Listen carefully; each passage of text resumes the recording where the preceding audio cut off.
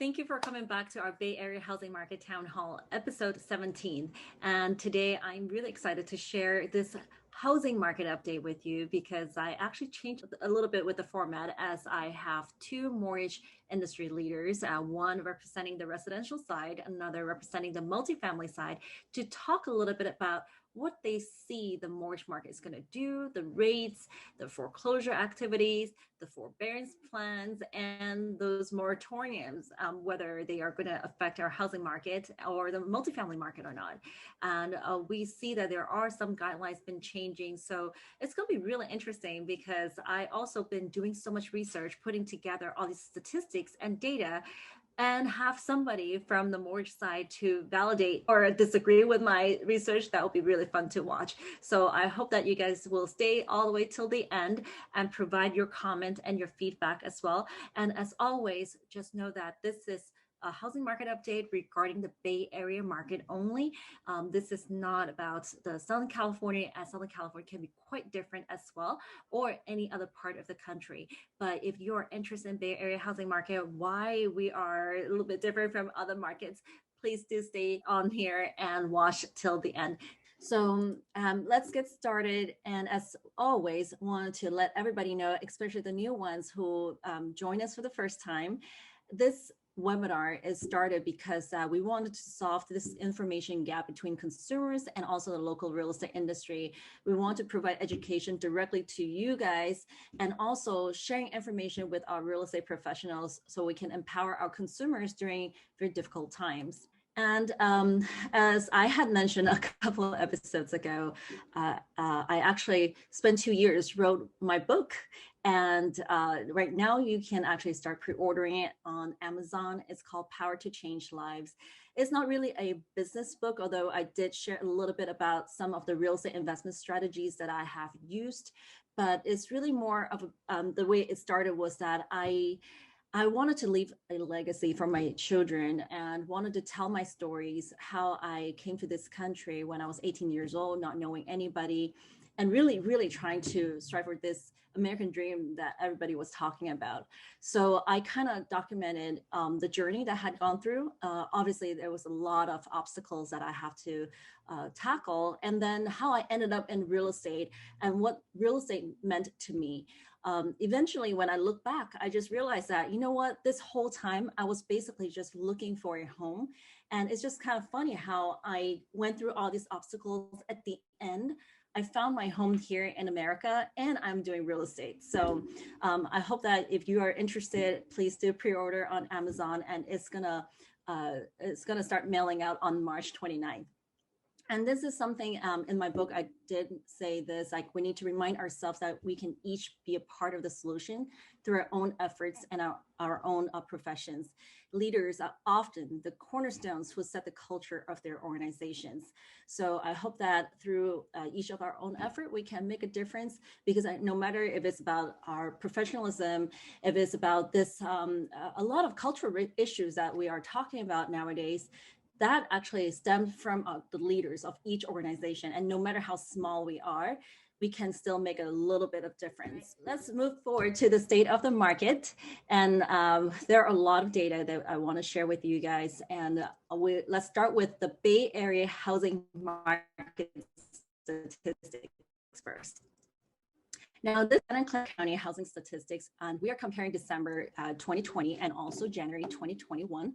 And as you see that the closed sales in the single family in December, we had closed 890 units, while in January, only 616. We actually dropped quite a bit from a month ago. But if you look at from a year ago, we had increased 46.3%. And also for condo and townhomes, we actually had dropped from last month by 23.9%, but again had gone up since a year ago by 32.7%. And then the median price, I just wanted to put side by side to see like from last month to this month. And single family, it dropped a little bit to just by $2,500 to 1.375. And but the condo and townhome, actually the median price had gone up to 831,000. And as you see, the pricing absolutely had gone up. And I thought it's a little bit interesting because a lot of people really thought that the housing was going to crash in 2020. But again, the price had gone up. Mostly, obviously, we know that is because of the interest rate. But we're going to go into a little bit more about the mortgage rates and how that had affected our housing market. And then the average days on the market in January is 24 days. And for the townhome and the condo and townhomes is about 39 days. So you can still see a pretty drastic difference in terms of number of days for single family residences versus condo and townhome. Well, San Mateo County in December, their median sales price is about $1.7 million for single family. And as we have mentioned for the past few months already, that San Mateo County actually has a little bit slower market compared to the Santa Clara County and Alameda County. So in January, you see that the single family residents had the median sales price had $1.6 million, and it stayed on the market for about 35 days on average. But there are a lot less houses that were sold at the 241 units compared to December. That was 400 units. And in terms of condos and townhomes, the median sales price actually gone up a little bit by $840,000. And the average days on the market dropped slightly just by 1 day to 39 days. And we have less also closed sales in January for 93. So main reason is also because in January, typically the inventory is a little bit lower. The sellers are not ready to have their properties listed yet. So that's why we also have a little bit less. And also the close sales in January, typically it starts from December. So December and January, we don't really have really high inventory because of the holiday season. Next part is actually about the East Bay statistics. As you see, the pending sales, it really peaked around October, but then for all these different areas on the East Bay had come down a little bit and stayed pretty stabilized for December and January. 880 corridor, I'm going to show you a little bit of the map where they are, but 880 corridor, you see that the pending sales has gone down slightly, as well as the central contract cost as well. Now, this is where 880 corridor includes Fremont all the way up to Albany. And so there are a few major markets that we are all very familiar with. Most of the cities have increased in double digits on their sales price. But Alameda and Albany actually have come down slightly. Well, not really slightly. For Albany, it came down 18%. And you see New York and Union City had gone above 20% in January 2021 versus January 2020. So if you look at number of homes sold, in Albany, I want to emphasize is that in January 2020, there were only 2 units and 2021 is 6. So obviously, because there's such small number of units, that's why the percentage is a lot bigger. And Alameda went from 8 units to 22 units. So that's 175 to 200% increase. Well, New York, it went from 11 units and went to 26 units in the month of January when you compare 2020 and 2021, and they had gone up 136%. And same thing for Union City, has gone up like about 82%. So you see that not only they have more homes sold, the price also had gone up significantly as well. And Tri-Valley would include Alamo, Danville, Dublin, Livermore, Pleasanton, and San Ramon. And you see the percentage change, same thing. They are all like over almost 20 or over 20%. Besides Alamo, it's only 3%. And if you look at the number of homes sold, they all also had gone up quite a bit as well. And here are just a few other areas for the East Bay, and this include West Contra Costa County and El Cerrito. You see that they all went up double digits as well, besides Richmond and San Pablo. And here is interesting is that San Pablo is the one that actually have less homes sold, but most of the areas, they all have positive numbers. And here, if you look at Walnut Creek, it actually had increased 84% in number of homes sold, and then their price had gone up 14%, while Pleasant Hill had gone up 32% and also sold 220% more homes. Now, what have we done? So I want to share a little bit of some our experience from our team, and we just kind of gather some of the offers that we know of, and not necessarily we have bid of, because sometimes it's just too late for us even to make an offer. So here are some examples of the ones that we know of. Saratoga, there was a single family, about 1,500 square feet, asking price in low $2 million. As soon as it came in the market, within 24 hours, the showing appointment booked full for 5 days. And eventually they actually got preemptive offers and sold over $2.8 million. And this is for a 1,500 square feet single family.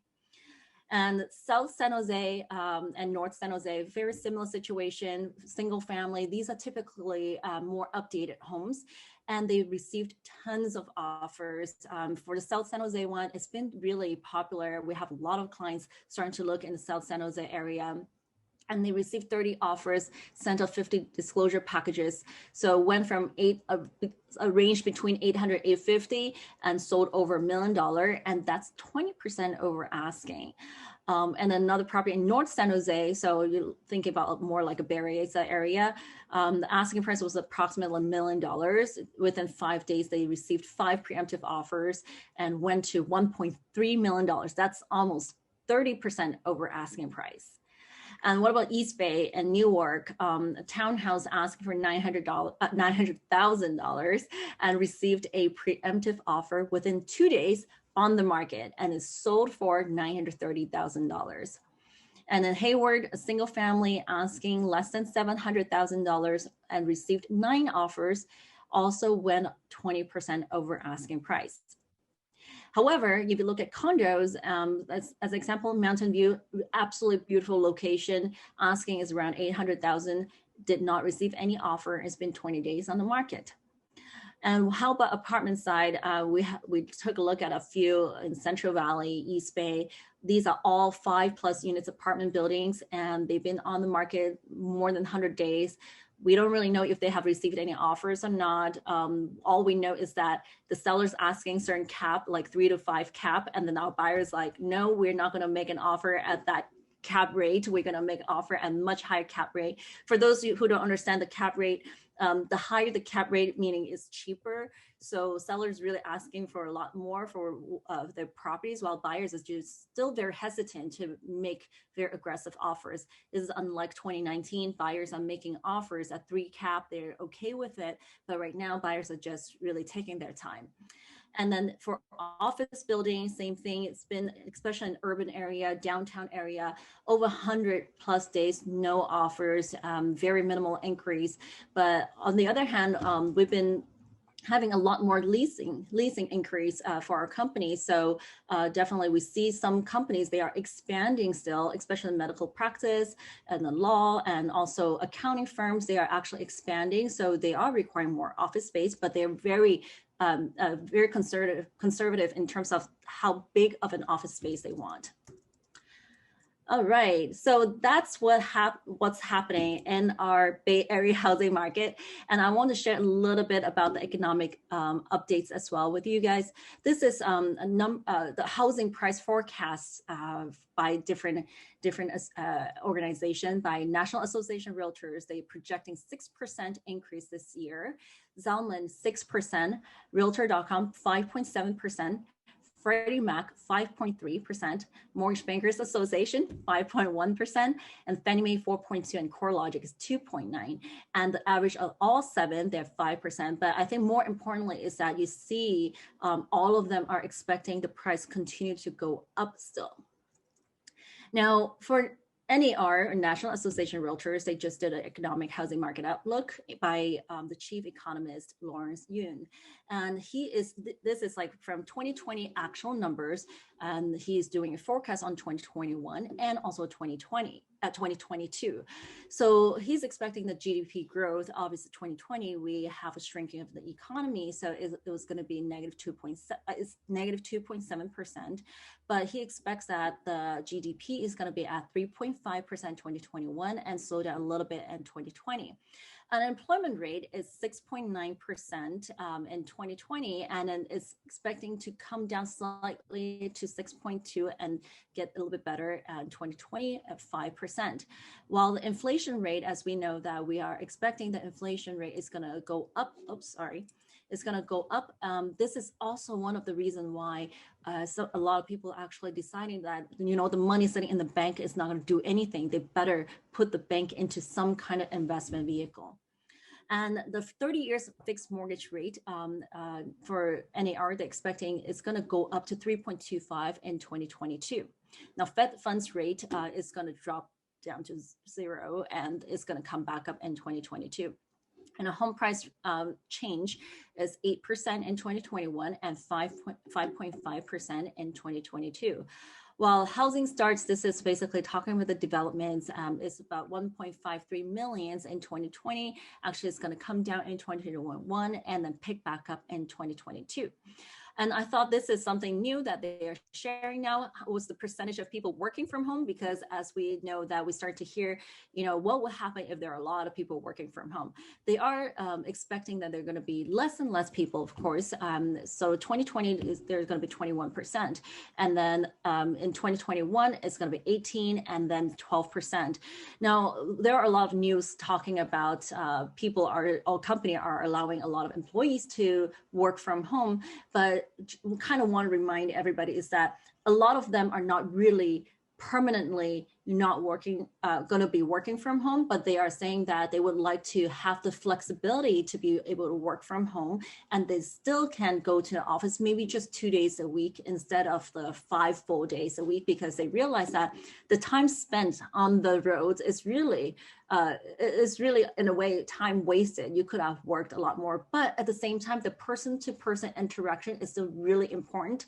So I think that is one thing that we have to remind ourselves that, it's great that we are meeting each other online, but it really doesn't replace that personal interactions. Now, I know some of you might really curious about the employment rate, because we know that this is one thing that everybody is really worried about. The employment rate had gone obviously sky high in March of 2020 and then started to come down. It's getting better, but it's nothing compared to what happened pre-COVID. And as we are getting better, there are also some people would say, well, this is not really the real employment rate, because it doesn't really account for those who had already completely given up on looking for a job. So I thought, let's take a look at what is that real employment rate then. So there are two lines, as you see, and they are actually going pretty much parallel against each other. And if you look at the 2020, this real unemployment rate is actually really close to what around 2015 unemployment rate, and also what we have in terms of the U3, the regular unemployment rate, which doesn't count for those who had completely given up on looking for jobs. We are kind of similar to the 2014 level. And if you are asking what is the top 10 markets for post-COVID environment and they can recover the best, these are some of the markets that you can take notes on. I know myself as well as Wes have invested in Dallas, so that's good news. But these are some of the markets that shows that they will be doing pretty well post-COVID. And here is another news that everybody's been talking about regarding the California's population. So CNBC had a subject line of this article, California's growth rate at record low as more people leave. This is in December 16, 2020. And then in the article, they actually said, officially, California added 21,200 people from July 1st, 2019 to July 1st, 2020, increasing the state's population a paltry 0.05% to 39.78 million people, still by far the most of any state. So I think, when we look at the number of people in California, talking about 39.78 million people, there are going to be, I absolutely agree that there are going to be a lot of people deciding to move away. And right now, we just don't know the exact extent of the number of people yet. We do see that trend, but we also see that there are a lot of renters who are renting somewhere else right now because you're allowed to work from home or you have to work from home. So why should I be renting a place in California when you have to pay so much rent? They might as well just move somewhere else with the internet, go to Hawaii or another country where they can have internet and they can still work from home. So I am still pretty positive in terms of my outlook regarding the California's population, and I don't think this movement is going to cause a huge exodus and affecting the housing market. However, I do agree that California's tax rates, being we have one of the highest tax rates in the country, and if we don't do something about it, we don't continue to change and help and encourage businesses to stay, and that we are going to suffer quite a bit. So I know California does have a lot of work that need to do to help people, but at the same time, I don't think that it's going to affect our housing market that much. So this concluded our part one of the housing market update for this month. And we actually has also invited two speakers to talk about the mortgage rate projections and also foreclosure activities. Jeff Burns and also Wes Iseley. They are the two industry leaders from the California Mortgage Bankers Association. So they are going to share a lot of their insights and also what they are seeing in terms of foreclosure activities in the Bay Area. So please stay tuned and click on the link you see here and be sure to watch the next video. And I look forward to hearing some of your feedback. Bye.